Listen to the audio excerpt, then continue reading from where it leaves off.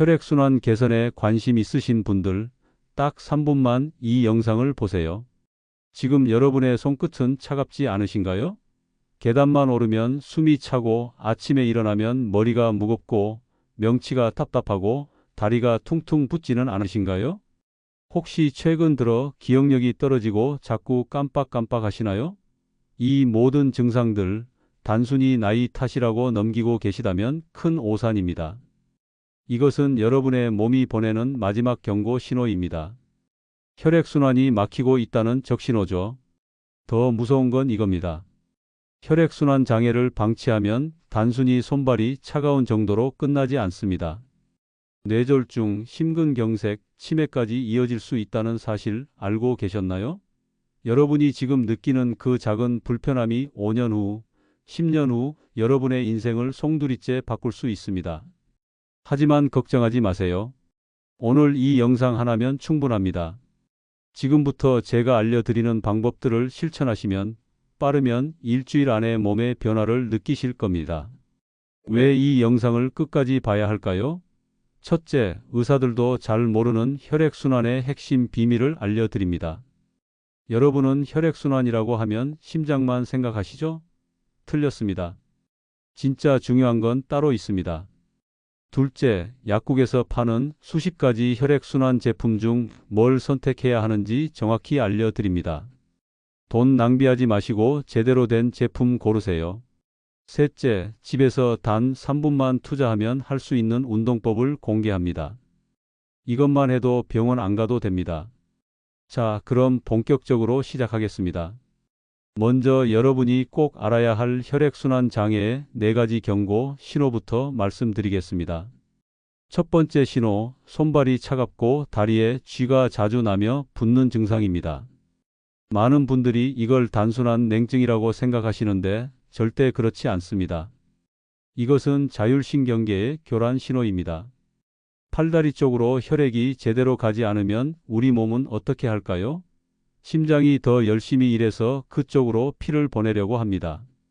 그러면 어떻게 될까요? 상대적으로 우리 몸에서 가장 위쪽에 있는 뇌로 가는 혈액이 부족해집니다. 이게 바로 문제의 시작입니다. 뇌는 우리 몸 전체 혈액의 20%를 사용합니다. 몸무게의 2%밖에 안 되는 기관이 전체 혈액의 5분의 1을 쓰는 거죠. 그만큼 뇌는 혈액에 민감합니다. 단 몇 분만 혈액 공급이 끊겨도 뇌세포는 죽기 시작합니다. 그래서 손발의 혈액순환이 나쁘면 결국 뇌로 가는 혈액순환도 나빠지는 겁니다. 손발 저림을 방치하지 마세요. 그건 뇌가 보내는 SOS입니다. 두 번째 신호, 명치 끝이 아프고 속이 더부룩한 증상입니다. 식사 후에 명치를 눌러보세요. 통증이 느껴지시나요? 이것은 소화기능 저하로 위에 가스가 차는 현상입니다. 소화가 안 되면 위가 무리하게 움직이려고 하고 그러면 엄청난 양의 혈액이 위로 몰립니다. 우리가 밥을 먹고 나면 졸린 이유가 뭘까요?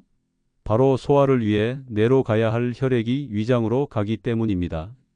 만성적으로 소화가 안 되는 분들은 항상 뇌로 가는 혈액이 부족합니다. 그래서 머리가 무겁고 집중력이 떨어지고 기억력이 나빠지는 겁니다. 많은 분들이 소화제나 위산억제제를 드시는데 이건 근본 해결책이 아닙니다. 위장의 운동 능력 자체를 키워야 합니다. 그 방법은 뒤에서 자세히 알려드리겠습니다. 세 번째 신호, 목이 뻐근하고 어깨가 무거운 증상입니다. 사무직이신 분들, 컴퓨터 앞에 오래 앉아 계시는 분들이 특히 조심하셔야 합니다. 목과 어깨의 근육이 돌처럼 굳어 있으면 혈관이 눌립니다. 뇌로 가는 혈관이 바로 목을 통과하거든요. 경동맥이라고 들어보셨죠? 이 혈관이 목의 양옆으로 지나갑니다. 목 근육이 뭉치면 이 혈관을 압박하게 됩니다. 더 심각한 건 뭉친 근육에서 나오는 염증물질입니다. 이 물질들이 혈관 안쪽을 자극해서 혈관을 수축시킵니다. 그러면 혈액순환이 더 안 되는 악순환이 시작되는 거죠. 어지럽고 머리가 텅 빈 것 같고 머리가 무겁다고 호소하시는 분들의 목과 어깨를 만져보면 대부분 돌덩이처럼 딱딱합니다. 목과 어깨만 풀어줘도 혈액순환이 훨씬 좋아집니다. 네 번째 신호, 기운이 없고 피로가 심한 증상입니다. 아침에 일어나도 피곤하고 오후만 되면 기진맥진하고 계단만 올라도 숨이 차신다면 심장 기능이 떨어지고 있다는 증거입니다. 심장 기능이 떨어지면 당연히 뇌로 가는 혈액순환도 떨어집니다. 많은 분들이 에너지 대사 조절 기능에 문제가 있습니다. 특히 단순당 중심의 식사, 즉 밥, 빵, 면 같은 정제 탄수화물을 많이 드시면 혈당이 급격히 올랐다 내렸다 하면서 만성 피로가 옵니다. 체력이 떨어지면 기립성 저혈압도 생깁니다. 갑자기 일어날 때 어지러우신 분들 많으시죠? 이것도 혈액순환 장애의 신호입니다. 심하면 실신까지 할 수 있습니다. 뇌로 피가 안 가면 일시적으로 의식을 잃는 거죠. 이런 상태가 반복되면 뇌세포가 조금씩 손상됩니다. 이게 쌓이고 쌓이면 나중에 치매로 이어질 수 있습니다.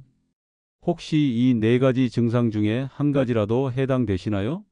그렇다면 지금부터 제가 알려드리는 방법들을 반드시 실천하셔야 합니다. 혈액순환 개선에 관심 있으시다면 지금 이 영상을 꼭 구독하고 좋아요 눌러주세요. 여러분의 가족, 친구들과도 꼭 공유해서 함께 건강해지시기 바랍니다. 자, 이제 본격적으로 혈액순환을 개선하는 구체적인 방법들을 알려드리겠습니다. 먼저 가장 중요한 것부터 말씀드립니다. 바로 종아리입니다. 여러분, 종아리를 제2의 심장이라고 부르는 거 아시나요? 왜 그럴까요? 심장은 피를 온몸으로 보냅니다. 특히 발끝까지 보내는 건 어렵지 않습니다. 중력이 도와주니까요. 문제는 뭘까요? 바로 발끝까지 간 피를 다시 심장으로 올려보내는 겁니다. 중력을 거슬러 올라가야 하거든요. 이때 필요한 게 바로 종아리의 펌프 작용입니다. 종아리 근육이 수축하고 이완하면서 혈관을 짜주는 겁니다. 마치 펌프처럼요. 그래서 종아리를 펌프 근육이라고도 부릅니다. 종아리가 약하거나 굳어 있으면 이 펌프 작용이 제대로 안 됩니다. 그러면 피가 다리에 고이게 되고 다리가 붓고 정맥류가 생기고 결국 심장으로 돌아가는 혈액량이 줄어들면서 전신 혈액순환이 나빠집니다. 그래서 종아리를 강화하고 유연하게 만드는 게 혈액순환의 핵심입니다. 허벅지도 물론 중요합니다. 하지만 혈액순환 측면에서는 종아리가 훨씬 더 중요합니다. 지금부터 종아리를 관리하는 두 가지 방법을 알려드리겠습니다. 첫 번째, 종아리 강화 운동입니다. 가장 쉽고 효과적인 운동은 까치발 들기입니다. 정말 간단합니다. 그냥 서서 발 뒤꿈치를 들어 올리는 겁니다. 까치발로 서는 거죠. 위로 최대한 올렸다가 1초 정도 멈추고 천천히 내립니다. 이걸 반복하시면 됩니다. 언제 어디서든 할 수 있습니다. 양치질하면서, 버스 기다리면서, 엘리베이터 안에서 시간 날 때마다 하세요. 좀 더 강하게 하고 싶으신 분들은 계단을 이용하세요. 계단 끝에 발 앞부분만 걸치고 서세요. 그리고 발 뒤꿈치를 아래로 쭉 내렸다가 위로 쭉 올리는 겁니다. 이렇게 하면 종아리에 더 강한 자극이 갑니다. 단, 여성분들은 종아리에 알이 생길 수 있으니 운동 후에 스트레칭을 꼭 해주셔야 합니다. 두 번째 운동은 조깅입니다. 가벼운 조깅이나 달리기는 종아리를 강화하는 최고의 운동입니다. 달릴 때 우리는 종아리로 땅을 팍 차고 나가잖아요. 이 동작이 종아리 근육을 강하게 만듭니다. 무릎이 안 좋으신 분들은 빠르게 걷는 것만으로도 충분합니다. 종아리를 강화했으면 이제 풀어줘야 합니다. 강화와 이완, 이 두 가지가 같이 가야 혈액순환이 좋아집니다. 제가 지금부터 알려드리는 이 방법 정말 중요합니다. 매일 저녁 자기 전에 꼭 하세요. 이름은 발목 펌프 운동입니다. 준비물이 필요합니다. 목침이나 둥근 통나무, 딱딱한 폼롤러 또는 수건을 여러 겹 감은 유리병을 준비하세요. 그리고 누우세요. 아킬레스건 바로 위쪽 종아리가 시작되는 부분에 준비한 도구를 받치세요. 그리고 다리를 15cm에서 30cm 정도 들어 올렸다가 툭 떨어뜨립니다. 그냥 툭툭 떨어뜨리는 겁니다. 이게 뭐가 중요하냐고요? 이 동작이 종아리의 펌프 작용을 극대화시킵니다. 떨어뜨릴 때마다 종아리 근육이 충격을 받고 그러면서 혈관이 수축과 이완을 반복합니다. 이게 바로 펌프 작용이죠. 혈액이 쭉쭉 심장으로 올라갑니다. 림프 순환도 좋아집니다. 다리에 쌓인 노폐물과 피로물질이 빠져나갑니다. 하루에 몇 번 해야 할까요? 양쪽 다리 각각 최소 100회입니다. 몸이 안 좋으신 분들, 다리가 심하게 붓는 분들, 만성 피로가 있는 분들은 한쪽 다리당 500회까지 하세요. 많다고 생각하시죠? 해보시면 금방입니다. 그리고 효과는 정말 놀랍습니다. 다음날 아침에 다리가 가벼워진 걸 바로 느끼실 겁니다. 아파트에 사시는 분들은 층간소음 때문에 걱정되실 수 있습니다. 그럴 땐 소파에 앉아서 하세요. 반대쪽 발로 종아리 뒷부분을 툭툭 쳐주는 것만으로도 효과가 있습니다. 하지만 누워서 하는 게 훨씬 더 좋습니다. 발바닥도 중요합니다. 발바닥을 자극하면 림프 순환이 활발해집니다. 발바닥을 주먹으로 쿵쿵 두드리세요. 아프지 않을 정도로요. 하루에 한 번 자기 전에 발바닥 전체를 골고루 두드려 주세요. 이것만 해도 다음날 아침이 개운합니다. 자, 운동만으로는 부족합니다. 먹는 것도 중요하죠. 혈액순환을 돕는 영양소와 식품들을 알려드리겠습니다. 가장 효과적인 건 은행잎 추출물입니다. 은행잎 추출물은 혈액순환뿐만 아니라 기억력 개선에도 도움이 됩니다. 그런데 은행잎 제품이 너무 많아서 뭘 선택해야 할지 모르시죠? 지금부터 정확히 알려드리겠습니다. 은행잎 추출물의 핵심 성분은 세 가지입니다. 플라보놀, 배당체, 테르펜, 락톤, 프로안토시아니딘입니다. 이 중에서 식약처가 기준으로 삼는 건 플라보놀, 배당체입니다. 제품을 살 때 이 성분의 함량을 반드시 확인하세요. 약국에서 살 수 있는 일반의 약품으로는 타나민이 있습니다. 이 제품은 독일 슈밥 회사의 원료를 사용합니다. 플라보놀, 배당체 24%, 테르펜, 락톤 6%로 표준화되어 있습니다. 품질이 검증되었고 임상 자료도 풍부합니다. 120mg 제품을 선택하시는 게 좋습니다. 건강기능식품이나 해외 직구 제품을 선택하신다면 원료사를 확인하세요. 최고의 원료는 인데나사 제품입니다. 이탈리아 회사인데 식물성 추출물 분야에서 세계 최고 수준입니다. 다만 일반 원료보다 3배 정도 비쌉니다. 그래서 국내 제품 중에는 인데나사 원료를 쓴 제품이 거의 없습니다.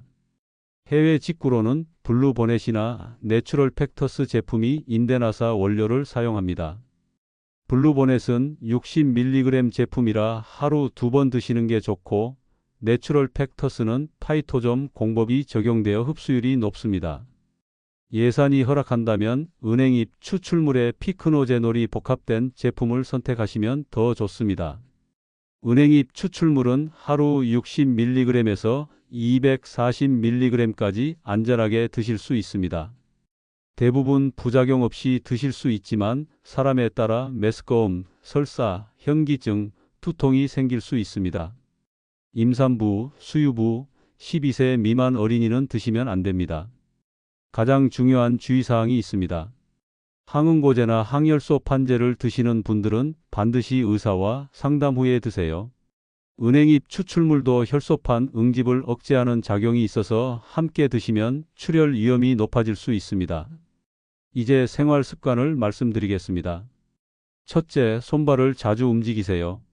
시간 날 때마다 손을 털고 발목을 돌려주세요. 앉아만 있으면 혈액순환이 안 됩니다. 둘째, 걷기 운동을 하세요. 하루 30분만 걸어도 소화 기능이 좋아지고 전신 혈액순환이 개선됩니다. 셋째, 목과 어깨를 수시로 스트레칭 하세요. 목을 좌우로 천천히 돌리고 어깨를 위아래로 올렸다 내렸다 하세요. 넷째, 하루 한 번은 따뜻한 물로 목욕하세요. 체온이 올라가면 혈관이 확장되고 뭉친 근육이 풀립니다. 15분에서 20분 정도면 충분합니다. 다섯째, 물을 충분히 마시세요. 소변 색깔이 투명해질 때까지 마시세요. 혈액의 70%가 물입니다. 물이 부족하면 혈액이 끈적해지고 순환이 안 됩니다. 여섯째, 하루 3분 스쿼트를 하세요. 허벅지 근육은 우리 몸에서 가장 큰 근육입니다. 이 근육을 움직이면 심장에 무리가 덜 가고 혈액순환이 좋아집니다. 일곱째, 식단을 바꾸세요. 백미 대신 현미나 잡곡을 드세요. 빵과 면을 줄이고 단백질을 충분히 드세요. 생선, 계란, 콩류가 좋습니다. 채소도 많이 드세요. 특히 양파, 마늘, 생강은 혈액순환에 탁월합니다. 여덟째, 혈압, 혈당, 콜레스테롤을 관리하세요. 이 세 가지가 정상 범위를 벗어나면 혈관이 손상됩니다. 혈관이 손상되면 아무리 운동하고 영양제 먹어도 소용없습니다. 정기적으로 검사받고 수치가 높으면 반드시 치료받으세요. 마지막으로 스트레스 관리입니다. 스트레스를 받으면 혈관이 수축합니다. 하루에 한 번은 모든 생각을 비우고 편안하게 쉬는 시간을 가지세요. 명상, 요가, 산책, 음악 감상 뭐든 좋습니다. 여러분의 몸에 휴식을 주세요. 혈액순환이 좋아지면 어떤 변화가 올까요? 손발이 따뜻해집니다. 다리 부종이 사라집니다. 소화가 잘 됩니다. 머리가 맑아집니다. 기억력이 좋아집니다. 피로가 줄어듭니다. 피부가 좋아집니다. 잠을 잘 잡니다. 무엇보다 뇌졸중, 심근경색, 치매의 위험이 크게 줄어듭니다. 여러분, 건강은 하루아침에 만들어지지 않습니다. 작은 습관들이 쌓여서 만들어집니다. 오늘 제가 알려드린 방법들 하나씩 실천해 보세요. 당장 오늘부터 시작하세요. 일주일만 해보세요. 몸이 달라지는 걸 느끼실 겁니다. 한 달 하시면 주변 사람들이 알아볼 정도로 달라지실 겁니다. 혈액순환 개선 어렵지 않습니다. 복잡하지도 않습니다. 돈 많이 들지도 않습니다. 필요한 건 여러분의 의지와 꾸준함 뿐입니다. 여러분의 몸은 여러분이 지켜야 합니다. 아무도 대신해 주지 않습니다. 이 영상이 도움이 되셨다면 꼭 구독과 좋아요 눌러주세요. 그리고 여러분의 가족, 친구들에게도 공유해 주세요. 혈액순환 문제로 고생하시는 분들이 정말 많습니다. 이 영상 하나가 누군가의 인생을 바꿀 수 있습니다. 함께 건강해집시다. 댓글로 여러분의 경험도 공유해 주세요. 어떤 방법이 효과가 있었는지, 어떤 변화를 느끼셨는지 알려주시면 다른 분들에게도 큰 도움이 됩니다. 궁금한 점이 있으시면 댓글로 질문해 주세요. 최대한 답변 드리겠습니다. 여러분의 건강한 노후를 응원합니다. 혈액순환이 좋아지면 인생이 바뀝니다. 오늘부터 시작하세요. 내일이 아니라 오늘입니다. 지금 이 순간부터 여러분의 몸을 사랑하고 돌보세요. 여러분은 그럴 자격이 충분합니다. 건강한 혈액순환으로 행복한 인생을 사세요. 감사합니다.